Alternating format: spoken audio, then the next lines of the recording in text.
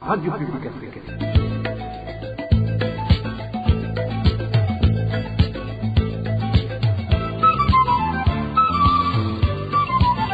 Radio Publique Africaine.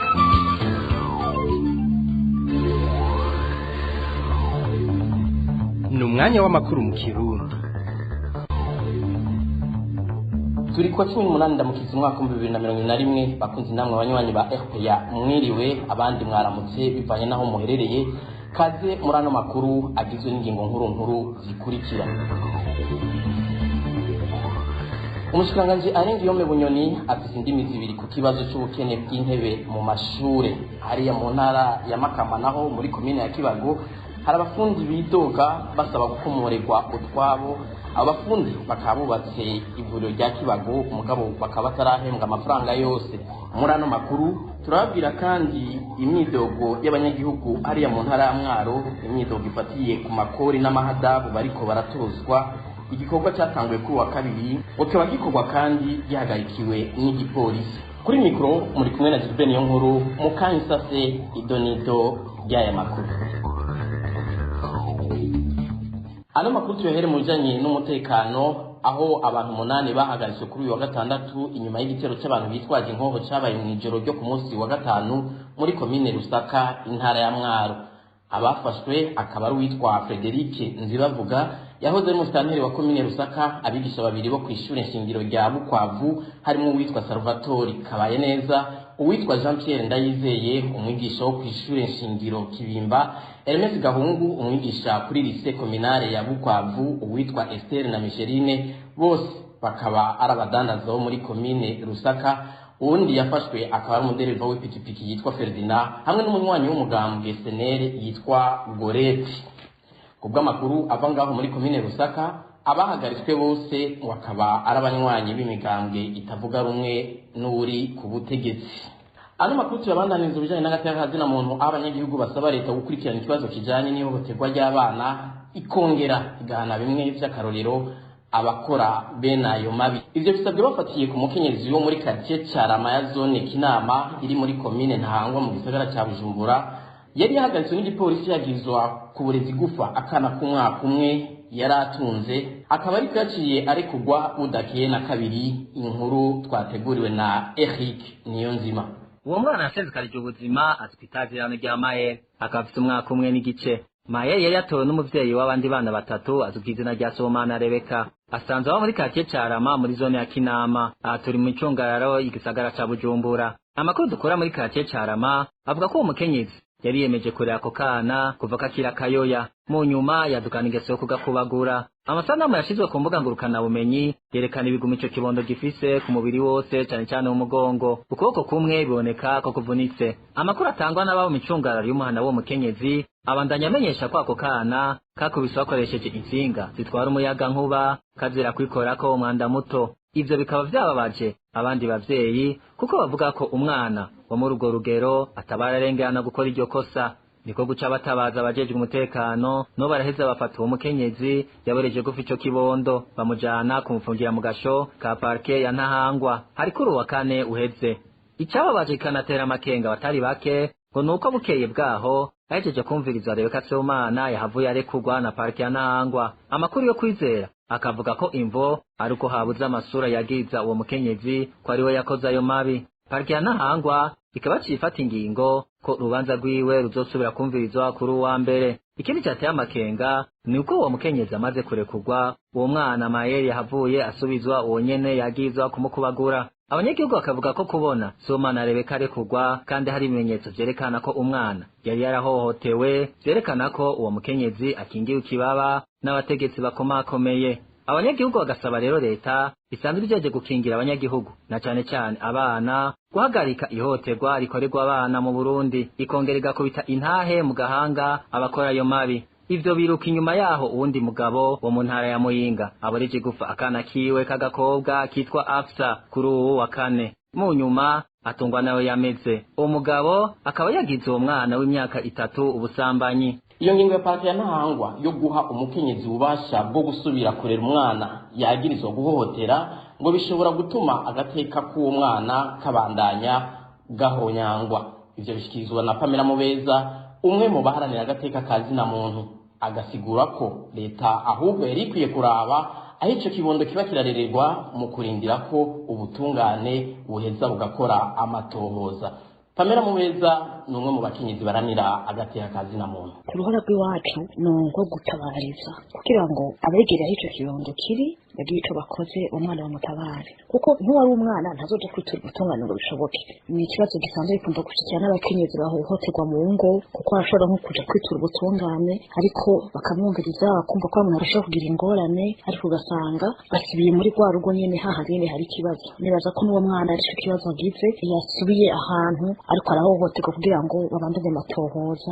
Ico numva noshikiriza nuko mu maguru masha uwo mwana yategerezwa kugwa aho hantu, ayo matohoza akaba uwo mwana atari muri urwo rugo, kuko ashobora kugira n'ingorane ejo canke hirya y'ejo, ashobora kugira iyindi ngorane utajya. Hariho abantu benshi cane bitanze, benshi n'abantu bagize ico kibazo nabone bakiri abana, bazi ingene umwana ubwenge bwiwe bushobora guhungabana kuko abanye n'umuntu atarukundo amufitiye, atagishika amufitiye, bitanumvikana n'igituma uwo muntu amutora adashobora no kumurera atarukundo afise. Ngo birabaje kubona umurezi yarakwiye kuramurira igihugu akaba ari we yonona izaragiye. Ivyo bishikirizwa na Irari Nibizi asanzwe ari mu baharanira agateka kazina muntu. Irari Nibizi akaba bivuze afatiye ku vyabaye kuri lycée Shalom yo muri commune Nyanzarake mu ntara ya Makamba, aho umwigisha yafashe ku nguvu umwana yigisha ariko ntiyahanwa, n'ubu akaba agikora kuri iryo shure nyene. Atera kama abavyeyi bose n'abarezi bakigendera ibanga bahawe guhagurukira rimwe bafashe gutuza ico caha, ngo bibuke nabo ko abana babo bishobora kubashikira. Irari Nibizi. Kumvise inkuru babaje y'umwigisha wo mu buyobozi bw'indero muri komine Nyanzarake. Umwigisha yafashe ku nguvu umunyeshuri wiwe, iryo nibara umuvyeyi wese, umurezi wese n'ugwaruka gose go kwiyamiriza. Ikibabaje rero kurusha nuko kuntu batamuhanye kandi bakaba ariko barungika umwana ku nguvu kw'ishure. Umwana arakwiye abantu bamutabariza. Nico gituma nteye akamo amashirahamwe y'abakenyezi muri komine Nyanzarake, amashirahamwe y'abakenyezi bo mu gihugu abavyeyi bo kuri iyo shuri mu kumutabariza. Icyambere nuko nyene gukora icaha aheza agafatwa, uwo muntu agenda hanwe acike n'akarorero, bongere bihanikirize kuko barazi neza ko komine Nyanzarake mu minsi heze byamenyekanye yuko abigisha bahohotera abigeme. Ikindi boca bakora igice c'ishure aho kigeze barabe ko bashobora kumwungururiza ku yindi shure ashobore kubandanya kwiga. Uwo mwana afise ibikomere kabiri, cyambere nisho mu mubiri wiwe wononekaye, igikomere ca kabiri ni uko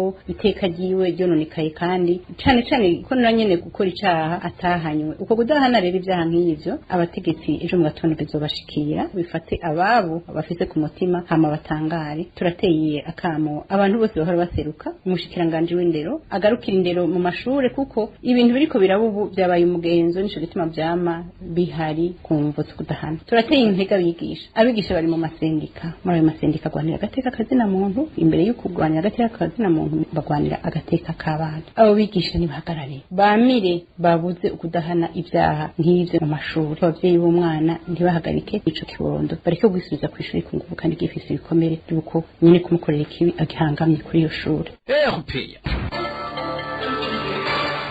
Mu makuru ajanye n'intwari ibereye, umushikanje wa mbere wa leta y'u Burundi aragizwa ko afise indimi zibiri ku bijanye n'ikibazo c'ubukene bw'intebe mu mashure bwibonekeza hirya no hino mu gihugu. Mu kwezi kw'icumi umwaka wa 2020 umushikiranganji Alain Guillaume Bunyoni yemeje ko uburyo bwo gukora intebe zose zari zikenewe ico gihe bwabonetse, ariko inyuma y'amezi 6 gusa Alain Guillaume Bunyoni akaba yasubiye kuvuga ko ahubwo uburyo bwo gukoresha izo ntebe ngo ari intambamyi. Inkuru ya Francine Mahoro. Ku munsi wa kane igenekerezo rya 15 uku kwezi umushikiranganje wa mbere w'u Burundi Alain Guillaume Bunyoni yari umutumire mu nama nshingamateka. Uwo munsi yari aramutse ashikiriza ivyo leta arongoye imaze gushikako. Vyinshi mu bibazo abashingamateka bamubajije harimo ikibazo c'ubukene bw'intebe mu mashure. Umushikiranganje wa mbere yaremeye ko biteye isoni ariko amenyesha ko ataburyo leta ifise bwo kuzikora. Mwavuze ikibazo kijanye n'intebe biranababaje, numva yuko muri iki jana abana b'u Burundi bicara hasi. Uwo mugambi ni wa ishotse ukunda kubera ibintu bitandukanye zo kwegeranya uburyo, gutanga amasoko n'ibindi, mugabo reka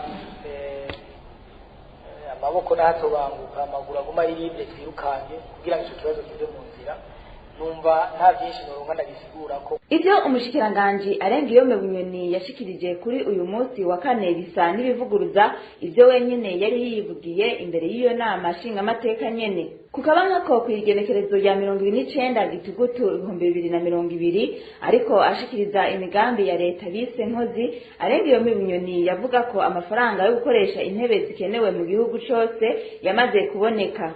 ivy'intebe leta yarifashe mu minwe intebe zose zibuze mu gihugu financement yo kuzikora yarabonekanye zizokorwa ku mashuri hose ahantu habuze intebe zizoshikanwaho ni intebe zirenga 200,000 izo financement yo kuzikora yarabonekanye zizokorwa. Tubamenyeshe ko hirya no hino mu gihugu ibihumbi n'ibihumbagiza by'abana biga bicaye ku mabuye canke bakumbagara mu mukungugu mu mashure atagira n'agasima. Tubamenyeshe ko hirya no hino mu gihugu ibihumbi n'ibihumbagiza by'abana biga bicaye ku mabuye canke bakumbagara mu mukungugu mu mashure atagira n'agasima. Tukiri mu gisata c'intwari bereye amafaranga arenga miliyoni 2 ni y'abafundi bubatse ivuriro ry'ahitwa Nyarubanga turi muri zone Bukeye muri komine Kibago mu ntara y'Amakamba bishuza iyo komine ngo kuyo bari bumvikanye mu gutangura ibikorwa mu mwaka wa 2013 bahawe igice kandi abanyagihugu bategekwa guterera ngo iryo vuriro ryubakwe bagasaba inzego zibijejwe kubarenganura. Ni inkuru ya Aimable Nishimwe. Abafundi bashimye isoko yo kubaka iryo vuriro ry'Inyarubanga muri komine Kibago bavuga ko bagiranye amasezerano na komine yo kuryubaka ku mafaranga angana n'imiliyoni 4,500 by'amarundi ibikoresho bitarimo hari mu mwaka wa 2013.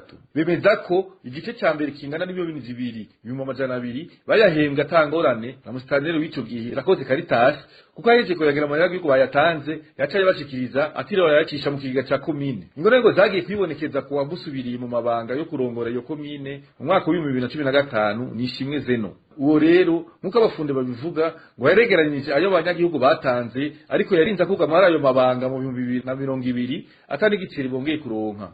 Twahembwa n'abanyagihugu bongera baregeranye miliyoni 2,300 baca bagomba kuyaduha musantera categeka ko yamaze kuja kw'ikomine ayo mafaranga ntitwarose na rimwe gushika n'uno munsi ibitaro twavyubatse kuva muri 2013 ako twarabuze aho tuvugira turemanga ivyo bintu n'ivyo dufise na konta ari amasezerano ariko natwe turavuga tuca niyo tuva agahomera muri wa muki gihugu cacu turabinyuze natwe mutuvugire. Naho mustaneri Nishimwe Zeno yaje kubahemba amafaranga bakoreye ngo yegeranyije ay'umurengera kuko yayatoza ku nguvu abanyagihugu baterewe kuyatanga akabaca amande kugeza naho ubuciye muri iyo komine arengana avuye mu yindi ntara yategereje kuhasiga n'ibiburi amafaranga 500. Urugo rwose rwatanga amafaranga 3,000 abatevye kuyatanga baciye batanga 5 mu nyuma kandi nyene abatevye kuyatanga baciye batanga 7,000 ivyo biheze mu nyuma twaciye dusubiramwo dutanga 500 ku muntu w'umugabo wese yatanga 500 kandi ayo mahera 500 yatanzwe n'abo kuwo mutumba gusa yaciye atangwa ikomine yose imitumba 13 niwe ava mu yindi ntara aciye muri komine ya Kibago yarayatanga uko n'ukuri nta kinyoma kirimo. Abafundi bavuga ko bagerageje gukomoza agahembo kabo babiri yakuya bimfa gusa kuko nabura amatare w'ico gihe Gade Nyukuri bamwituye ariko yanka kugira ico bafashije. Iryo vuriro ry'Inyarubanga ryuguriwe icese n'uwahora arongoye n'amahenguza amateka Reverend Ndikuriye hari kugeregezo ya 24 mu Nyonyo 2017. Abanyagihugu batanze ayo mafaranga bavuga nabo nyene ko bababajwe no kubona ayo mafaranga atahawe abayabiri yakuya. Mu ruganda rwa RPA nturashobora kuronka mustaneri na Rukundo Esperance arabutse iyo komine muri kino gihe utwumva ingene bagiye kutunganiriza abo bafundi barenganijwe. Tuve mu ntara y'Amakamba tuje imuyinga abo naho havugwa imyidogo myinshi muri bamwe mu barimyi bo muri komine Giteranyi bariko barashora ibigori muri wa mugambi wa leta. Abanyagihugu bavuga ko bariko baribwa ngo kuko bajeje kugura ivyo bigori ngo baheza bakazirika iminzane kugira ngo babagabanirize ibiro vy'ivyo baba bashoye. Elvis niyo mwungere.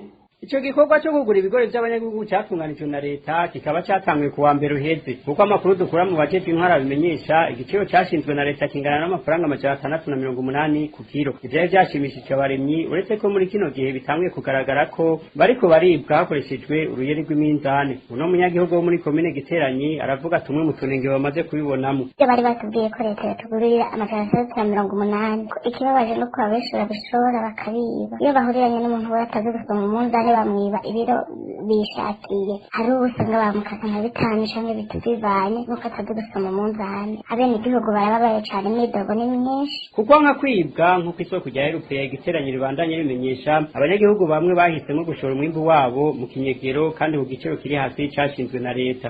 Bariko baranabivamo bagatuma bitanga ku bei ntoya 600 mugaba huko bakiyumvira uburuhe cyangwa se urugendo bava kure bagatuma bavuga ati hatubitange ku bei ntoya. Abasomyi nibo babigura no bahaye kiraka bariko barakoresha amahera baba bagavuye ko batabakuramo ayo mahera cyangwa ku mifuko yabo. Abo banyagihugu bo muri komine Giteranyi basaba leta gucungira neza ico gikorwa kugira ubwo busuma buhagarare. Twashoboye kuronka Jambe Ndagijimana musitani wa komine Giteranyi kugira agire cyashikirije ku bijanye n'iyo myidogo. Avugwa imyidogo si mu ntara ya Muyinga gusa no mu ntara ya Mwaro nkuko nguko amaparcelle yo mu Gasagara kari ruhande ya komine Kayokwe mu ntara ya Mwaro yatanzwe ku ntwaro ya Domitien Ndayizeye ahabwa abakozi ba leta bavyifuza ico gihe ari n'ibibazo. Uno munyagihugu aravuga uko vyagenze ngo izo parcelle bazironke amakori bagumye bishura kuva ico gihe. Kuriha amatagisi nta muntu mavyaje ko twadwiyugizemo n'amatagisi mugabo ariko rero aho bitandukaniye twebwe twari dusanzwe ubwa mbere aho twari dusanzwe turiha twari hamwe komine 5,000 pala kuko ibyo bibanza twari hamwe na komine ibisagara ko mu bindi bisagara nka za Bujumbura za Ngori zahe ubu bariko baturihisha nko mu bisagara isi yaba twacyari gisagara ku buryo ushobora kujana parcelle yawe muri kadasi bakaguha titre ejo ukapfuma ipoteka ukaronda n'akagurane natwe igiye ntibabyemera ugiye muri kadasi bavuga ko aho hantu batahabona nta kuntu bashobora kuhashyira muri kadasi noneho wumva twe tworiha co kimwe n'abantu basoma parcelle bashobora kujana muri kadasi bakavuga ati twakuriha 5,000 pala ukaja mvuba baguharuriye ngo kembo 6,000 canke ibirenga ivyo utabikoze amande mu kuyaca ntibishunga na pourcentage date numva ni nyine takajagari n'umuntu yaguriye umunyagihugu n'ikivi akaba ahantu wewe niyo komine atafatwa cyo kimwe na twe akati n'ikibazo cyo kurondera amahera gusa nta mateka maneka yakwirikiza kubwo abanyagihugu ngivyo bariko barakorerwa n'ubusuma bunyomoje kuko atamvo nimwe ifashe yotuma amakori bahora batanga agwizwa n'akarenga 10 leta yitwaje ko ngubu habaye igisagara mu gihe igisata kijejwe gutunganya ivy'ibisagara cyo cabanye kubandikira mu matongo nk'uko bikorwa mu bindi bisagara. Twebwe komine yatanze amaparcelle kuri leta ya Domitien igihe abigisha bagira greve basaba ibibanza ni ukuvuga babahaye ino umutane w'isho byacagira ati kasi nkabisha gusa n'abandi ejo bazoca bagira greve ati reka nk'abakozi bose nuko vyagenze si ukuvuga yuko ari umusitanteri buno musi cyangwa aho igihe yabitanze yari kiriya gihe nyene naho duko itegeko ryabibarekure canke ritabibarekure hariho nk'imyaka dusanzwe duha turiha muri komine yonyene ayo yari kwabashaka umwanya ibisanzwe none ubu badakubwira ngo guhera ico gihe ngo mwategerezwa kuba mwagiye kudekara. Ico gikorwa cyo gutoza amakori mashasha cyatanguye kuri wa kabiri kikaba kiko gikorwa kunzu n'abapolisi baje bava Bujumbura baherekejwe n'ab'Imwaro hakaba kandi harimo n'umwe mu bakozi ba komine Kayokwe. Amavu y'ivyo abanyagihugu ba mu Kayokwe bavuga ko bariko banatangishwa amande kuva mu 2017 amande babwiwe ko ngo bazotanga hisunzwe ayo makori mashasha. Tuve mu ntara Mwaro tuje mu ntara ya Gitega aho naho havugwa ingorane mu gisata cyo kwiyunguruza. Abanyagihugu bo mu gisagara cya Gitega bari basanzwe bakoresha amapikipiki n'amakinga mu kwiyunguruza ubu ngo barabujijwe gushika mu gisagara hagati mu gihe ivyo kwiyunguruza n'amabisi bari bizeye navyo ngo vyaciye bihagarara. Ni inkuru ya Chantal Iradukunda. Abanyagihugu b'Igitega bamenyesha ko ingingo ibuza abunguruza abantu ku makinga no ku mapikipiki gushika hagati mu gisagara yari yafashwe kugira borohereze igikorwa amabisi bari bazanye mu gisagara ca Gitega. Uyu munyagihugu amenyesha ko ibikorwa by'aya mabisi bitamaze kabiri. ziriya ngingo burya zari zafashwe igihe bari bazanye amabisi kugira ngo inkuru z'abantu ngaha mu gisagara ca Gitega. Ivyo nibaza iyo bakabishinga bakabikurikiza ry'amabisi agatangura gukora abantu bakagarura ry'amabisi akabadefata mugoroba n'ubu rero nanjye amabisi nayo ntanayahaye zakoze igihe kimekenya cane zirahagarara kiriya gihe nyene bariko barakora ntibapfiriye ko. Abanyagihugu bo mu gisagara ca Gitega bababazwa nuko ibituro vyaho amakinga n'amapikipiki bigarukira ari kure y'igisagara. Amakinga irya mbere ntirenga mu Magarama, ahandi ushikanga kwicaje hariya Mirango, izindi ugasanga zihagana ku masanganzira. Nibwo buryo rero bwari bwitwa ko bwari bworoshye kumurira abantu. Gufata iyo ngingo rero ubone kubera ngo bashaka yuko ngo abantu baje mu bituro vyabo semejana ngo bohohotera bari kureka basi bakanda yakurikiye. Ingaruka ziramaze kwibonekeza kuva aho hafatiwe ingingo ibuza abunguruza abantu ku makinga no ku mapikipiki gushika mu gisagara ca Gitega. Ku bwabo banyagihugu muri leta hamwe no mu bikorera ibyabo akazi karahungabana kubera gucererwa kw'abakozi. Twarondeye Benamani Rambona arongoye intara ya Gitega kugira agira ico ashikiriza kuri iyo ngorane y'ukwiyunguruza turamukena. Imbere yuko turangiza no makuru reka tugaruke kuri rwa rukurikirane rw'amakuru yerekeye ivy'ubuzima bw'abarundi bari mu ikambi y'impunzi. Uno munsi uruganda rwa RPA rukaza kubashikana mu ikambi ya Nakivale mu gihugu ca Uganda.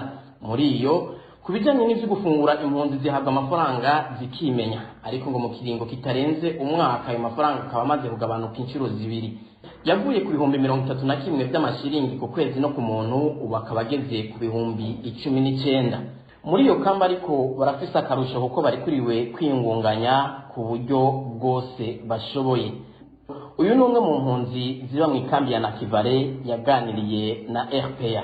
Kubijanye n'indya cyangwa ibifungurwa no kuvuga ngo ubu abantu benshi bafata amafaranga, bafata amashiringi ya Uganda, hama batanzwe baduhereza 31 imbere yuko ikiza corona kiza. Hama mu nyuma hamaze kuzikiza corona bacira tubwira yuko ubutunzi bitifashe neza, badufasha bafite ibibazo byo gushobora gusapotinga impunzi, niho baci badukorora badushira ku bihumbi 22. Naho nyine n'ivyagarukiye ngaho mu nyuma bahise basubira baradukorora badushira ku bihumbi 19 ku mutwe w'umuntu. Uvuga ngo amafaranga dufata ubu amafaranga make, amafaranga udashobora gukoresha ukwezi kose ngo agutunge, ariko igihe baduha ibihumbi 31 ku mutwe w'umuntu twaragerageza umuntu ubuzima ukabona ko harimo akarusho gusumba, ariko ubunye ku bihumbi 19 murumva ko aramahera make cyane gose. Ukuvuga ngo rero ubu impunzi zibayeho aho kwibaho tutarondeye hirya no hino cyane wemere uje gupagasa, no kuvuga yuko ubuzima buca buba bubi ku bafite imiryango na cyane cyane abafite imiryango minini.